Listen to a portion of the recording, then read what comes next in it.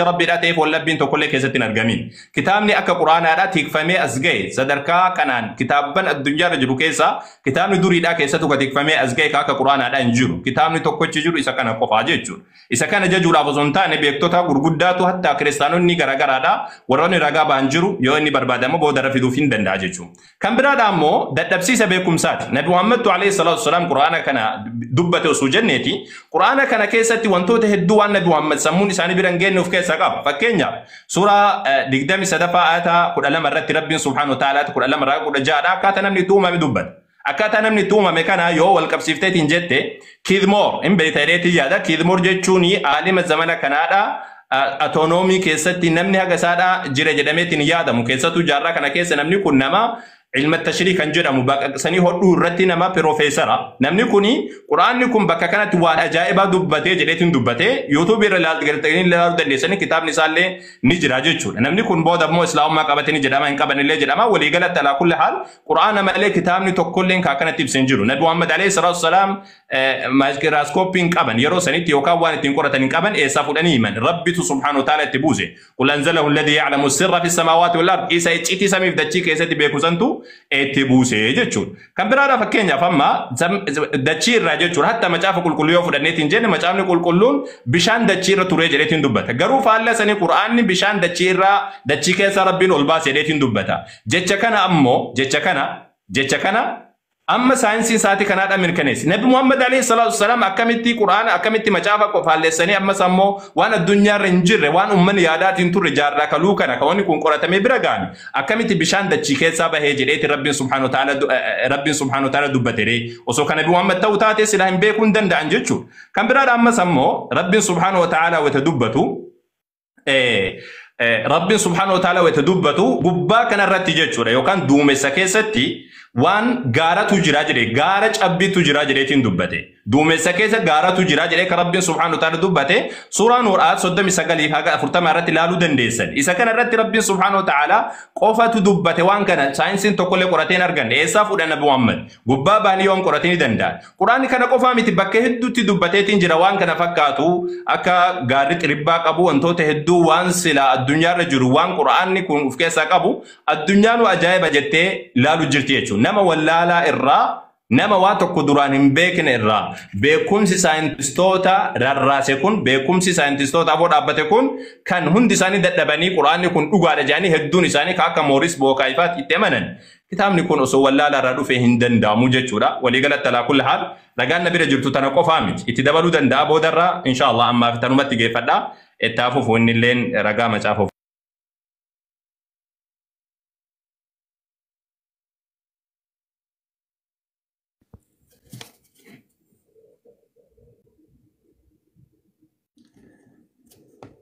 أستاذ ربي جرتا إنجر سكندي كل ما تبرسن أستاذ أول سكندي كل ما تيجي دبلي جرا عندك كم سؤالين كيا عندك كم ركينا تقولين كوا لا أكاسينه دم توفي أوكي مكاي سوسين نجل كبا جل كبا رتي وانت أنجل شوبر بعد هو جراتي نموني عندهم تكيسن كانوا بتشوك أبدان جتورا يرو قرآن في مجافة كله والبرك أمني إلى اللو كانت جتورا wantoota sorsii namoonni biliyoonaan lakkaaman irratti amanan fuulduree isaanii hiree jireenya isaanii kan irratti gatan abdii guutuu kan irra godhatan dhimma kitaaba ummata haga kanaan itti amanamuuti kan nuti haasofnu jechuudha. So kanaaf an akka kiristaana tokkotti yeroon quraanni kun jecha waaqaa miti yeroon jedhu amantii dhuunfaa kooti jechuu kana ibsu.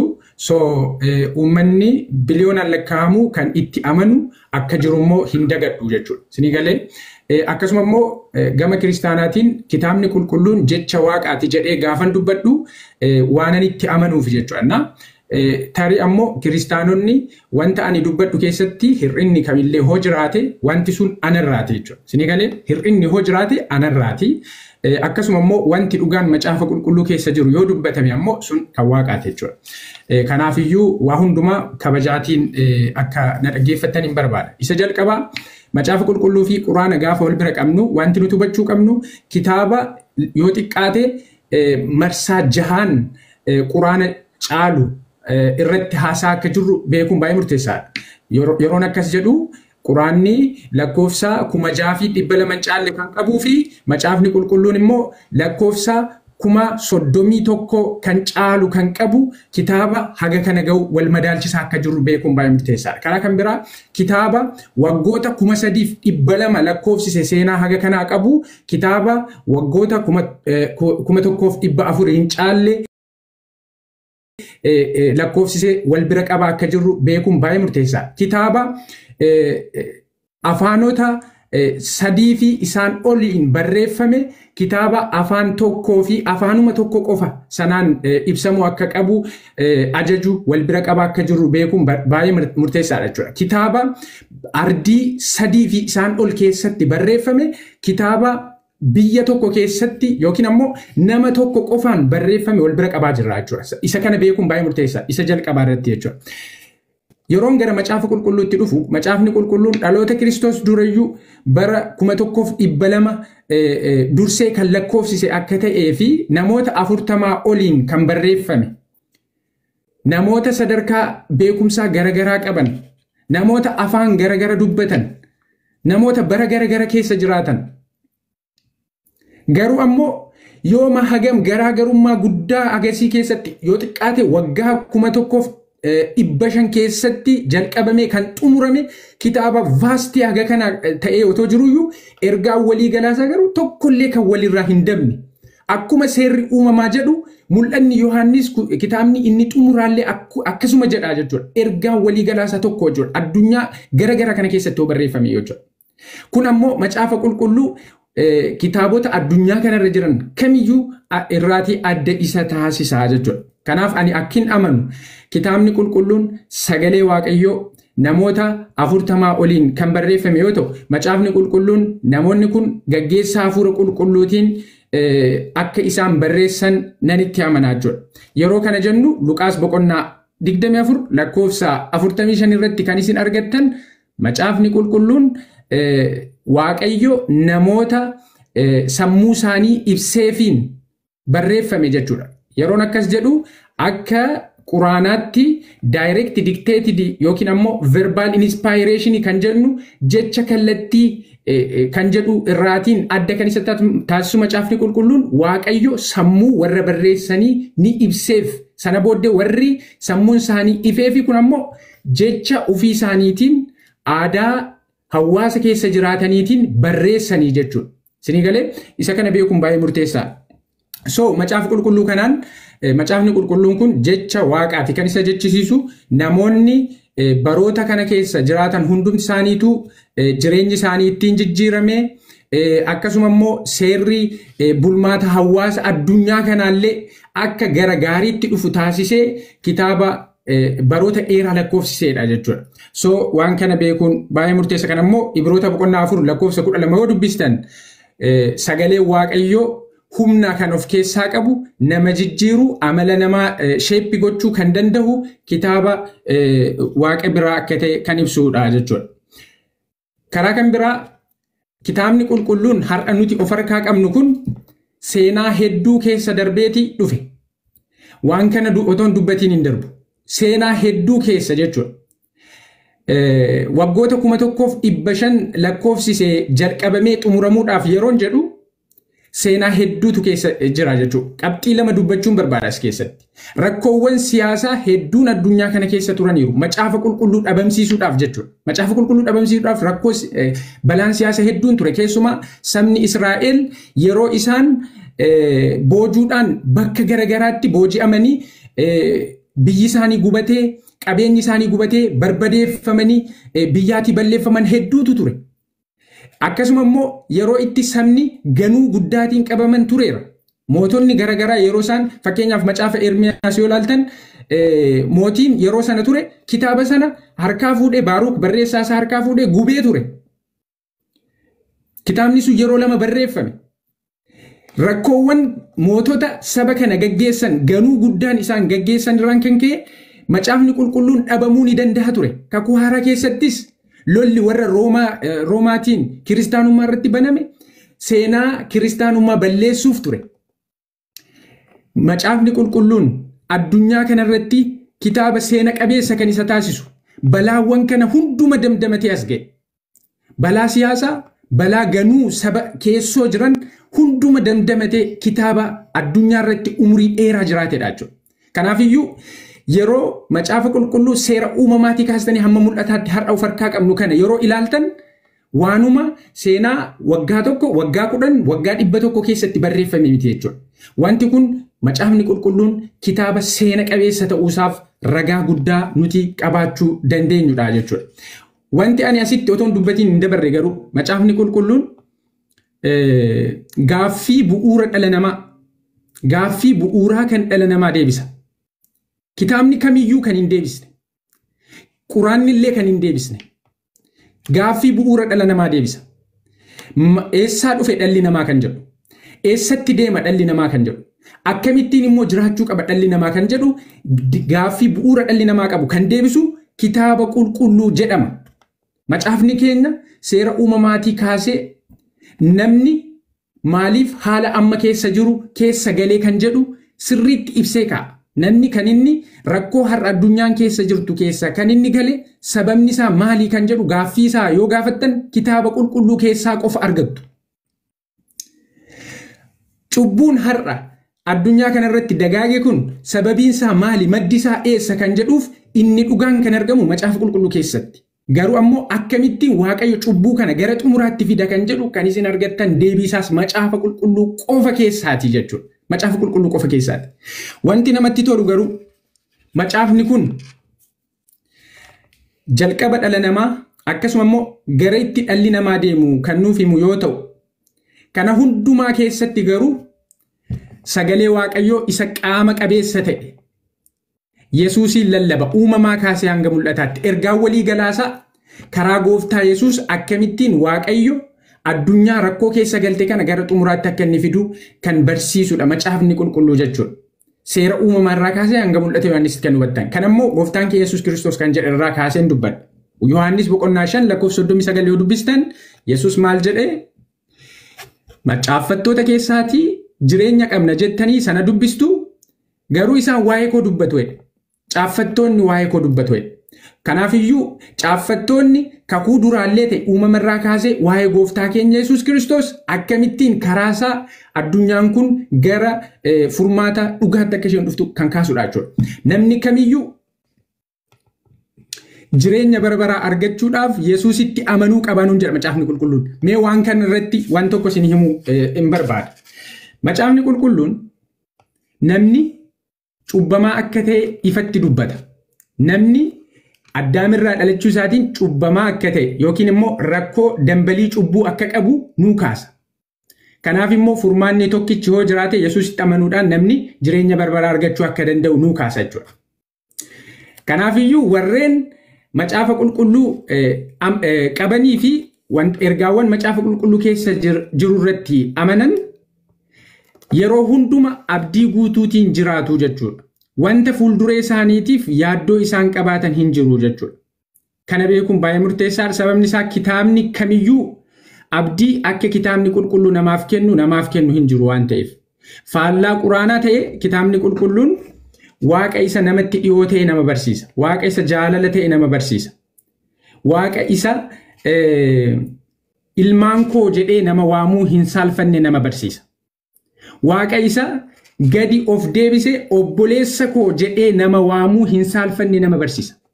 Waaqa isa furii dhala namaaf ta'uu hin saalfanne nama barsiisa. Macaafni qulqulluun guutuutti Waaqa jaalalaa nama barsiisa jechuudha.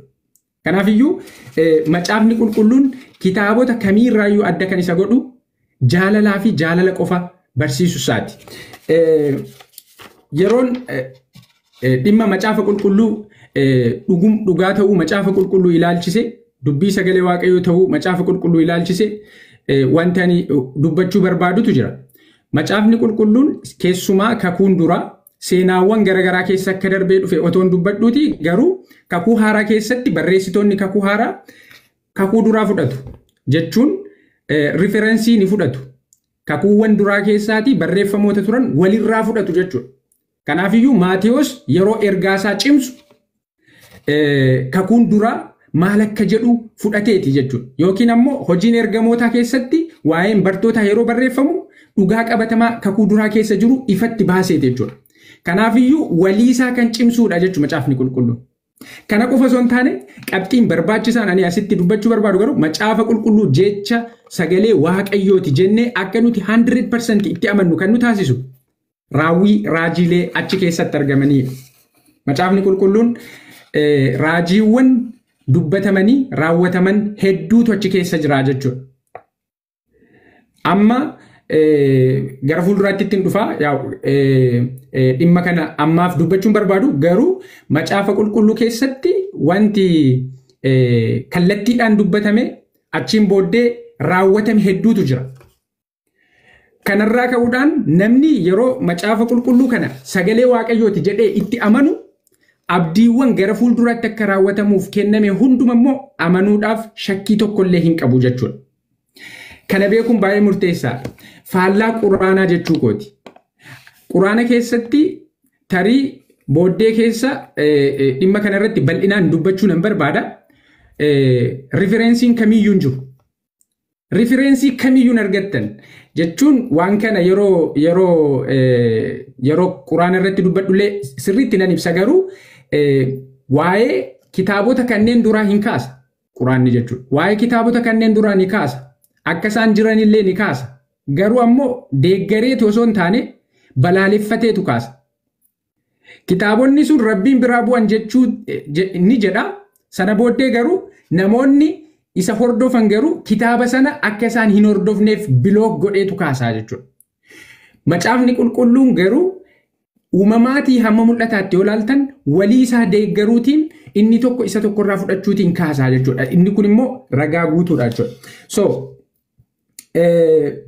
yeroo waa'ee macaafa qulqulluu seenaa macaafni qulqulluu keessa darbe yeroon kaasu keessumaa kakuu haaraa keessatti bara kakuu haaraa keessatti lolli hedduun kitaaba qulqulluu balleessuudhaaf kiristaanummaa balleessuudhaaf yeroo taasifametti waaqayyo akkuma duraan taasisaa ture gargaarsa hafuura qulqulluutiin waldaasaa gaggeessee macaafni har'a nuti harkaa qabnu kun faalama tokko malee faalama yaada nama kamiyyuu malee ergaan bu'uuraa jalqabarraa kaasee barbaadame tokkollee otoo hin hafiin akka galma ga'u taasifame jechuudha. Kanaafiyyuu kakuu haaraa keessatti shakkii tokkollee hin qabnu waaqayyo inni raajota, abboota, bartoota karaa hafuura qulqulluutiin gaggeessee akka isaan kitaaba qulqulluu barreessan taasise ammas yeroo kitaabni qulqulluun kun walitti qabamaa tures waldaa isaa gaggeesseera jechuudha karaa hafuura qulqulluutiin. Kanaafiyyuu sodaan tokkollee hin jiru har'ayyuu taanaan waldaa kiristaanaa akka gaggeessaa jiru karaa hafuura qulqulluu amantii guutuu qabna waan ta'eef macaafni qulqulluun kun shakkii tokkollee kan hin qabne waaqa isa dhugaa waaqa isa waaqa kanaaf lafa kana uume guutuutti hir'ina tokko malee barsiisaa jechuudha. Faallaa isa kanaa ammoo quraanatu jira. Quraana yeroo dhimma kana kaasu sirriittiin irratti yaada kennuu barbaada. Macaafa kanaa wajjiniin hariiroo tokkollee akka inni hin qabne jechuudha. Na akkasii yeroo kofteera galatama.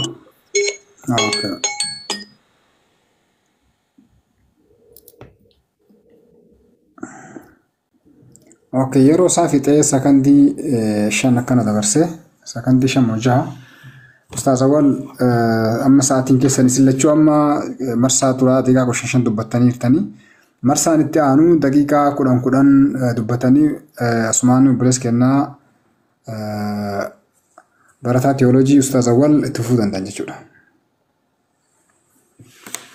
طيب بسم الله الرحمن الرحيم دور سودا وان اني جديرتي هذا كنا جوران دورتي وننجلو قراني وان دقيقه تكلم قف فيدميتي وان قراني رغا تقف وان تكو كلام دبت وان ان دبت كيسا تكو مجابني كلوني توكي جمع ربي دا يوكان ربي في نما ربي دفيتي نما ولدت ملتيتي انجد يوكان كدفي وبوليسكيه سينجدو المكيه سينجدو كان ابساجدا لكن فعل سنيت قرآن دوغاد مالف جنة مجان كل ككون حرام وام برال اللبا ككون موفا وام برال اللبا سبب نساء ككون موفا كسر ريته ربي هنددمني هرفني كوان تو كوان نمني عمل نمات إنكمني تجرا لكن ككو هارات يوسف تمو ربنا متى تجرا كوني وان والديغا غرو قرآن كيسة يودفته وان قرآن يكون رجاء سافته وكيسة توكو الدعوة المتناسقة يامسا والجلا يامس الدراف در رسالة توكو أجيشو أكون بسم الله الرحمن الرحيم جليتين جلكبو قل أعوذ برب الناس جليتين تمرما كان رد ربي سبحانه وتعالى سورة عرف سورة البفات الباب سديت مسدد قل لا أملك نفسي نفع ولا ضر جل يا نبي محمد اللبوك يفوان تقول في دون دندو مين اللي بو اللي وان تقول في دون دندو جل جلال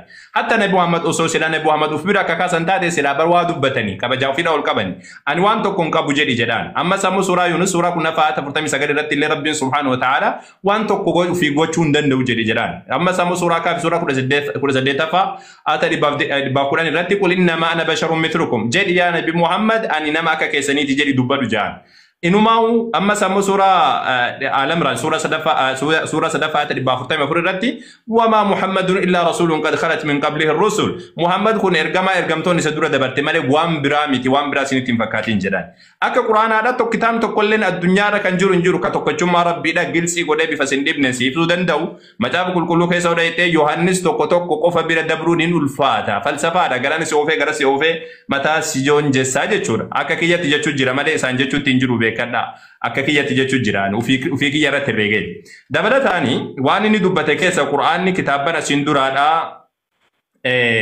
كتاب القرآن كتابنا سندورا وننجرا كان جرو نوتي إلالتي مجاف كل رقم إلالتي مجاف كل رقم مجاف كل بفسديد الله توكو جت ربي دا كنتي كرب سبحانه وتعالى سورة شنفاء تفرتمي شن الرت رب سبحانه وتعالى وكتبنا عليهم فيها أن النفس بالنفس يريتين دبته نبي محمد عليه الصلاة والسلام أمتا يهودان أكوت تاج كتابة كسب في ذاتي مينة مولي سيراني يامنيتين تورا إني وني دبته القرآن كتابنا سندورة ده هندق جرو كتابنا هندق لا كسيد آمين نبي محمد أسو القرآن كان دق جرتات نبي محمد معرف توراة في ذات دبي سما جانين كوت نبي رفيع دبي سام مرتيز نقول أما جانين دبلت أنا مسمو ربي القرآن كيستي وكتبنا عليهم فيها أن النفس بالنفس تكسي مجافة كيس جرما في ديت ربين تنانا دبته جدي ما دبته مجافة كيس ما في دبته إذا كان هذا جيتشو أصلا سلاكة جيتشو تاتي سلاكة سنجلو كان في القرآن كيس تنتمال جنتنا منا سورة شنفاء فرتمي سديت رد مصدقا لما بين يديه ومهيمنا عليه كتابنا سندورا هذا ميركنيس هذا أما الرت مرتسال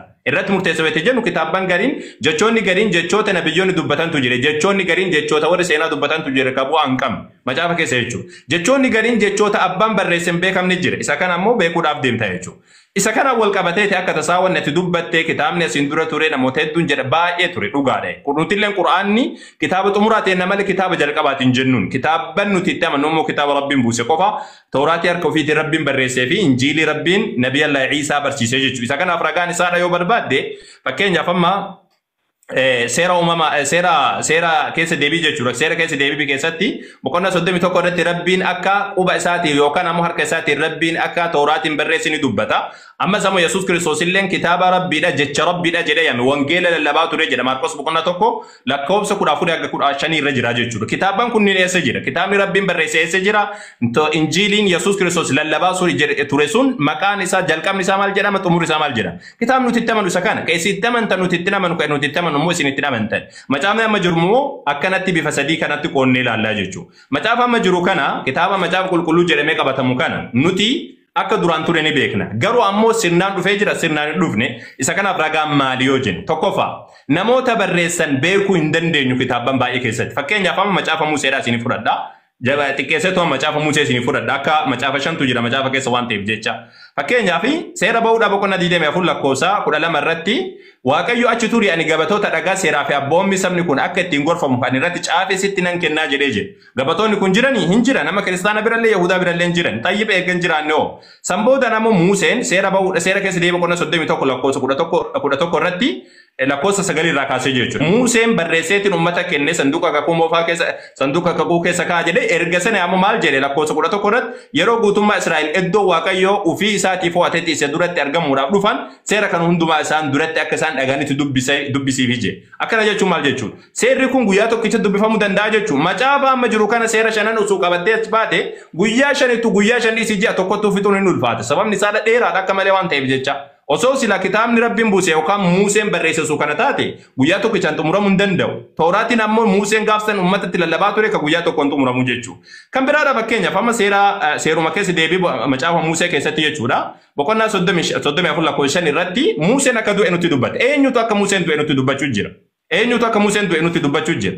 Museetu akka Museen du'e nutti dubbata laa isa kana osoo taateeti fakkeenyaaf amma akka isaatti hin biiti jechuu dandeessa yookaan raajii dubbatame laa raajiidhaa miti boqonnaa 31 irratti Museedhaan du'uuf deemtaa jedhee Waaqayyotti dubbatee jira akkana jechuun ka duuba Musee itti himameetiin du'e boqonna Museen kan barreesse ammoo boqonnaa 31 irratti xumurame Museen barreessee uummatatti kennee jira boqonnaa 31 booda hanga 34dhaa eenyutu barreesse isa kan abbaan barreessee hin beekamu jechuu fakkeenyaaf seera lakkoofsaadhaa boqonnaa 11 lakkoofsa 7 irra kan jiru maannan kunis haphee urgaa'u kan fakkaatu waan akka ija midhaanii ture jedheetiin dubbat. Maannaa jechuuni yaa jara keenya maannaa jechuun manni kan nuti jenneeti yaamnu ka Quraana keessatti dubbatame san. Inni kuni namtichi macaafa kana barreesse isa san hin beeku. Maannaan akkas ture jedhee waan duraan dabreem. Museen ammoo osoo manni hin citin biraa kute. Museen osoo manni yookaan maannaan osoo hin citin biraa kute. Maannaan kan cite macaafa Iyyaasuudhaa boqonnaa 5 irratti macaafa Iyyaasuudhaa boqonnaa 5 irratti cite malee zamana Muusaa keessa hin cinne Museen du'ee erga jedheen booda mannaan cite. Namni kun ammoo maannaayyuun beeku hin ibsu jira ummataaf ibsu jira. Dabalataan fakkeenyaaf amma isa kanaan wal qabatee kanumaan wal qabatee jechuu kiyya. Wannaa keessatti jechuudha macaafuma kana keessa macaafa Musee keessatti manna guyyaa 40 nyaatanii jedheetiin dubbata macaafni. Manna guyyaa 40 nyaatanii waggaa 40 nyaatanii jedha. Manna waggaa 40 nyaatan ka jedhee nutti mukuun eenyu? Museedhaasa. Museen osoo mannaan hin citin du'e duuba isa kan. Kan biraadha ammoo asumatti aansee jechuudha. Fakkeenyaaf amma macaafa abboota firdiidhaa boqonnaa 18 lakkoofsa 27 haga 29 yoo dubbistanii maqaa mandara Laa'ish jedhamaa ture sanas maqaa abbaa isaanii ilma Yaaqoobitti Daan jedhanii moggaasan jedha. Maqaan kun zaman eenyuudha moggaafame? Macaafni kun gaafni inni moggaafame gaafa zamana abboota firdiiti. Zamana abboota firdii keessa moggaafame. Garuu macaafni maqaan kuni kakuu seera uumamaa keessa jira. Boqonnaa 14 lakkoofsa 14 irra jira. Seera uumamaa keessa Daan jedhameetti maqaan kun moggaafamee jira. Macaafni kun laal zamana Musee dabree zamana Iyyaasuu dabree zamana abboota firdii keessa jira. Zamana abboota firdii keessa maqaa moggaafame seera uumamaa keessa namtichi dubbata. Eenyuudha inni? Eenyuudha abbaan dubbataa jiru kun? Abbaan dubbatan beekamu jechuudha. Akka bifuma kana fakkaatu Iyyaasuu boqonnaa 24 irratti Saamu'eel boqonnaa 21 irratti Iyyoob boqonnaa xumuraa irratti hundinuyyuu du'a jara kana dubbatan. Fakkeenyaaf amma Iyyaasuu boqonnaa 24 irratti Iyyaasuun akka du'e dubbata. Eenyu nutti himu jira akka Iyyaasuun du'e? Dabalataan Saamu'eel boqonnaa 21 irratti akka Saamu'eel du'e dubbata. Eenyu nutti himu jira? Sanuyyuu ammoo jalqaba irratti dubbata. Dabalataan amma sammoo Iyyoob boqonnaa xumuraa irratti akka maal dubbata akka boqonnaa 42 irratti jechuudha. Gara xumuraa irratti Iyyoob du'e jedheetiin dubbata. Eenyutu nutti himu jira? Abbaan nutti himu jiru hin beekamu jechuudha. Kana malee illee fakkeenyaaf macaafota hedduutu jiran kan hin beekamne abbaan barreesse hin beekamne. Macaafa abboota firdiidhaa gad dhaabbiidhaan namni beeku hin jiru abbaa barreesse. Mootota tokkoffaaf lammaffaa akkanuma shakkiidhaan jedhan malee namni abbaan barreesse hin beekamu. Macaafa Asteer abbaan barreesse hin beekamu. Ibroota abbaan barreesse hin beekamu. Ammas ammoo macaafa Ruutiidhaa abbaan barreesse hin beekamu. Abbaan barreesse hin beekamu. Macaafota kanneen akkasitti jira jechuudha. Abbaan barreesse kan hin beekamne jira. Gara xumuraatitti kan isin hin jedhu ani asumaan jechuudha tanarratti mudaakalaa yookaan seensa kanarratti macaafota tikfamee as ga'ee jira jedhee Tolosaan natti dubbatee jira. Macaafota hedduudha kan badeetiin jiru. Tikfamee as ga'ee osoo hin taane macaafota tokko lamaa miti kan badeetiin jiru macaafota sanniin keessaa muraasa wayiidha isin lakkaa. Ana dubbachuu otoo hin dhaqin dura dhimma macaafa qulqulluu irratti waan inni dubbate irratti yaada kennee darba. Akkuma jalqaba jedhee macaafni qulqulluun waliirraatii yaada walii ni fudhata jechuun kakuun haaraa kakuu duraarraatii ni fudhata jechuun riferensii.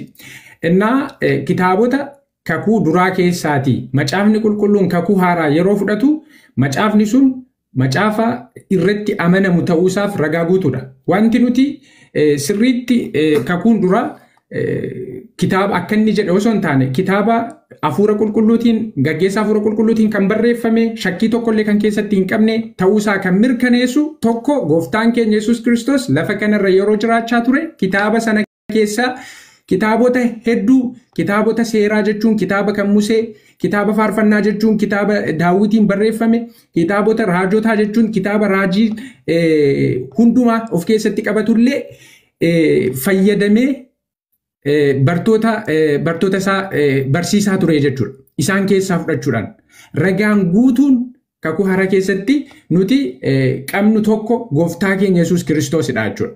Dogoggora isaan qaban hunduma sirreessuudhaan sabni sun kan qaban jechuudha.